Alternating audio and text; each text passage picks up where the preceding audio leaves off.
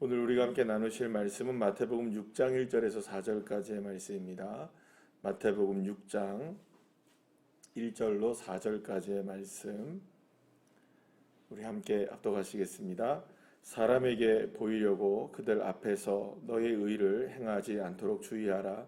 그리하지 아니하면 하늘에 계신 너희 아버지께 상을 받지 못하느니라. 그러므로 구제할 때에 외식하는 자가 사람에게서 영광을 받으려고 회당과 거리에서 하는 것 같이 너희 앞에 나팔을 불지 말라. 진실로 너희에게 이르노니 그들은 자기 상을 이미 받았느니라. 너는 구제할 때에 오른손이 하는 것을 왼손이 모르게 하여 내 구제함을 은밀하게 하라. 은밀한 중에 보시는 너희 아버지께서 갚으시리라. 아멘. 할렐루야. 우리가 가끔 TV나 영화에 나오는 이런 배우들의 모습들을 이렇게 보게 되면 간혹 이제 인터뷰를 하는 것들을 봐요. 인터뷰를 하면 이런 얘기들을 합니다. 극 중의 배역에 대해서 이렇게 몰입을 하게 되다 보면 그게 이제 영화든 드라마든 그 배역을 그 이제 역할이죠. 그 역할을 다 끝내도 워낙 몰입이 오랫동안 지속이 되다 보면 그 영화가 하루 이틀 찍는 게 아니잖아요. 또 드라마도 하루 이틀 찍는 게 아니잖아요. 그러면 오랫동안 그 드라마나 영화를 찍다 보면 자기도 모르게 그 배역에 몰입을 하게 되다 보면 그 연기가 끝났어요. 이제 영화도 끝나고 촬영도 끝나고 드라마가 끝났음에도 불구하고 오랫동안 자기가 무엇으로 살아간다고 얘기합니까? 이전에 그 배우의 모습으로 계속해서 몰입을 하다 보면 오랜 시간 동안 그 모습으로 살아갈 때가 있다라고 이야기하는 걸 보게 됩니다. 그러니까 원래 자기의 모습으로 돌아오기까지는 굉장히 무엇이 있다, 시간이 걸린다라는 얘기들을 간혹 이런 인터뷰를 하는 것들을 보게 됩니다. 그만큼 이제 연기에 몰입을 하는 거겠죠. 연기에 몰입을 해서 극 중의 인물로서 그렇게 이제 몰입을 하다 보면 그렇게 살게 되는 경우들이 있다라는 것을 우리가 인터뷰를 통해서 간혹 이렇게 이야기를 접하게 됩니다. 오늘 왜 이야기로 제가 말씀을 시작하냐면 오늘 이제 본문에 보시게 되면 외식에 대한 이야기가 나옵니다. 외식. 이 외식이 이제 헬라어가 뭐냐면 휘포크리테스라는 단어를 쓰는데요. 이 외식이라는 말이 어떤 의미를 갖고 있느냐면 이제 연기를 하는 이 배우라는 뜻을 갖고 있어요. 그러니까 이 외식에 해당되는 말이 이제 무대에서 혹은 화면에서 열심으로 어떤 역할을 감당하는 배우라는 의미를 갖고 있다는 겁니다. 그런데 극중 이 배우가 사실은 언제나 어디로 돌아와야 되는 걸까요? 자신의 삶으로 돌아와야 하는 거겠죠. 그런데 자신의 삶에 돌아오지 못하고 여전히 계속 뭘로 살아가면은 이 문제가 될까요? 이 배우의 모습으로 계속 살아가면 문제가 되는 겁니다. 그러니까 원래의 모습하고는 전혀 다른 모습으로 살아가는 것을 외식이라고 얘기한다는 거죠. 원래의 모습으로 돌아오지 못하는 그거를 외식이라고 말한다는 겁니다. 이제 이 외식에는 그러니까 어떤 의미가 있냐면 위선이라는 단어랑 똑같은 단어예요. 그러니까 그 사람이 위선적이다, 외식적이다라고 말할 때는 그 사람이 연기하고 있다라는 의미를 갖고 있다는 거예요. 그러니까 빨리 제자리로 돌아와야 된다는 거예요. 그러니까 돌아오지 않으면 그 인생은 계속해서 자기 자신도 속고, 그죠? 자기도 속고 남도 속이고, 그러니까 내가 원래 그 역에서 이제 끝났는데도 불구하고 여전히 그 모습으로 살아가고 있다는 거예요. 여전히 그 모습으로 살아가고 있다. 그래서 여러분들 그 진짜처럼 보이지만 진짜가 아닌 이게 이제 위선을 뜻하는 그러니까 이제 그 외식에 해당하는 단어의 뜻이라고 말할 수가 있습니다. 오늘부터 이제 앞으로 한 세 가지 정도의 말씀을 통해서 이 외식에 대한 얘기가 계속 나오게 될 텐데, 이 첫 번째가 뭐냐면 이런 이제 구제에 관해서 외식을 한다. 두 번째가 어떤 얘기가 나오냐면 이제 기도에 관한 외식. 그리고 세 번째가 뭐냐면 거기에 이제 기도에 조금 더 나가서 뭐 주님이 가르쳐 주신 기도도 나온 다음에 그 다음에 어떤 얘기가 나오냐면 금식 기도에 관한 얘기가 나옵니다. 그래서 이후에 보면 어떤 얘기가 나오냐면 금식을 할 때에 남에게 어떻게 하려고 보이려고 하는 그런 금식의 모습도 나오고, 기도할 때도 어디에서 한다는 겁니까? 거리에 나가서 막 사람들 앞에 떠들면서 자기를 드러내면서 하는 그런 외식적인 기도에 관한 이야기들이 나옵니다. 그래서 오늘부터 이제 구제, 기도, 금식에 관한 말씀을 예수님께서 계속 이제 하는 것을 우리가 이제 그 이번 주 수요일까지 말씀을 통해서 우리가 함께 보게 될 텐데요. 그 첫 번째 말씀이 뭐냐면 오늘 이제 그러니까 구제에 관한 말씀을 우리에게 해주는 것을 보게 됩니다.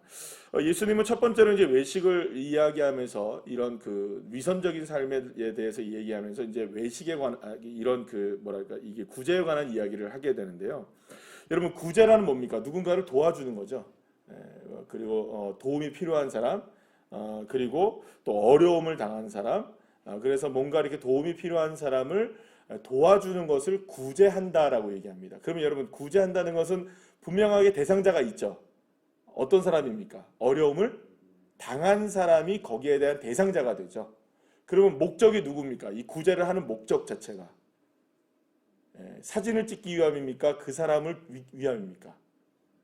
그 사람을 위함이죠. 그러니까 그런데 이게 그 사람을 위한 그 목적이 분명한데 이 목적을 벗어났다는 거예요. 그러니까 목적에서 벗어나는 게 뭘까요? 그러니까 결국에는 외식이라는 거예요. 그러면 그 외식 중에서 목적이 벗어나면은 그러면 지금 구제의 대상자가 뭐랄까 실제적으로 이렇게 드러나지고 혹은 그 구제의 대상자가 도움을 받아야 되는데 오히려 구제를 하는 사람이 빛나고 구제를 하는 사람이 목적이 되어지고 구제를 하는 사람이 더 이렇게 중요한 자리에 앉게 된다면 오히려 구제를 당하는 사람은 어떻게 되는 겁니까? 수단에 불과하게 되는 거죠. 누가 목적이 되는 겁니까? 구제를 하는 사람이 목적이 되어버리면 실제로 구제가 맞습니까? 구제가 아닙니까? 구제는 수단과 방법이었을 뿐 목적은 절대로 구제하는 대상자가 아니라 자기 자신이 되어버리는 거죠.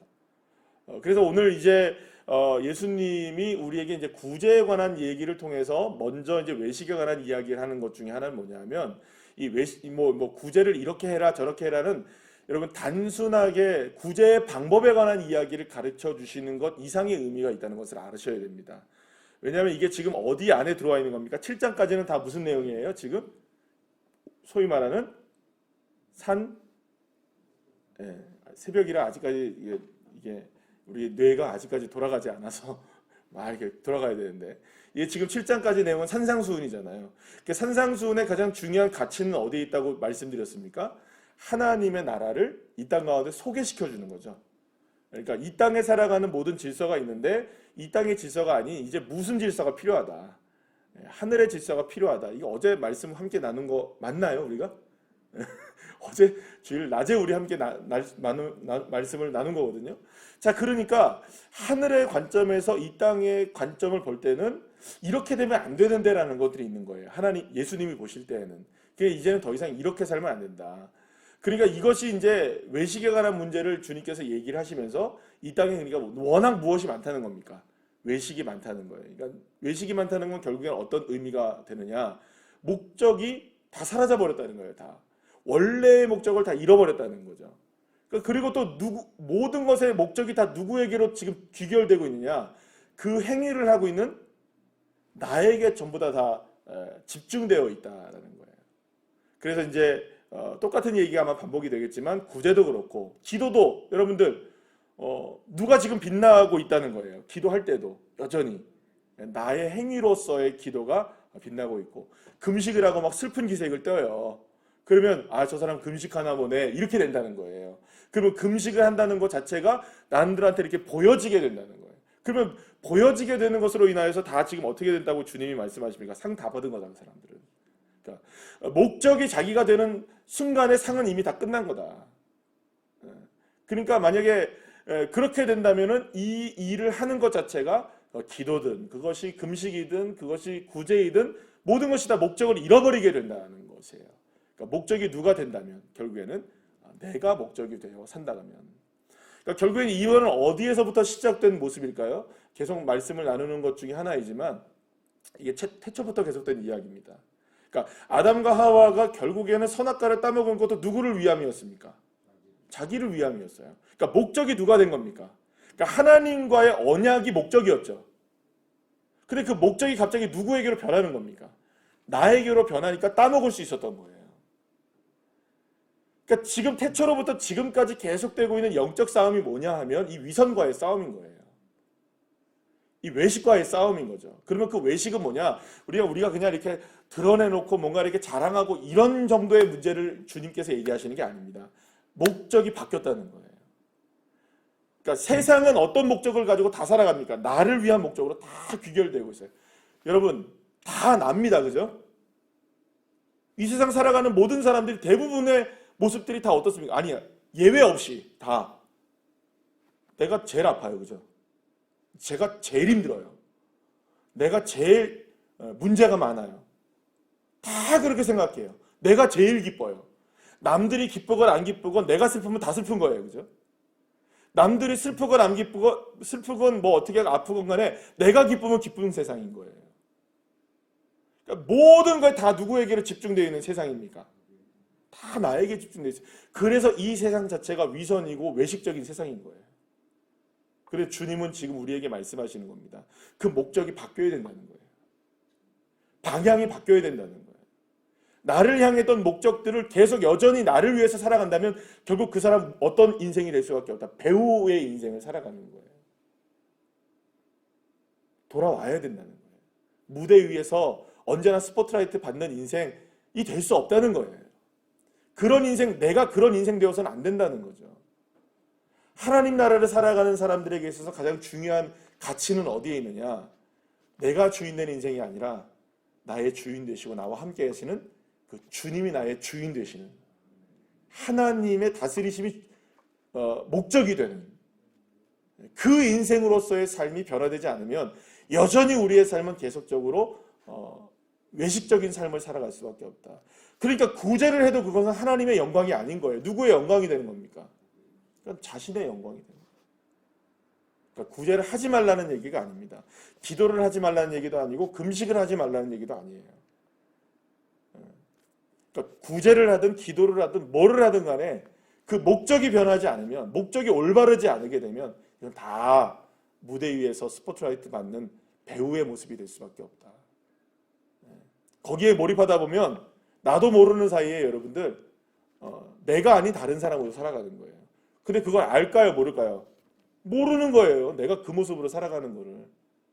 여러분, 만약에 자, 내 모습이 만약에 여러분들이 내 모습이 아담이다, 내 모습이 하와다, 그러면 그거 좋은 말일까요? 나쁜 말일까요? 지금의 현재의 모습 우리가 생각해 본다면, 아담과 하와만이라는 사람을 생각해 본다면 이해가 안 되십니까? 여러분들 하와 맞습니까? 아유, 절대 되면 안 되죠, 그죠? 여러분 아담 맞습니까? 후에는 맞지만 내가 아담이면 안 되는 거예요, 그죠? 왜냐하면 뭘 따먹은 사람들이에요, 그 사람들은. 네, 선악과 따먹은 사람이니까 안 되는 거예요. 근데 내가 여전히 나도 모르는 사이에 그게 되어버리는 거예요.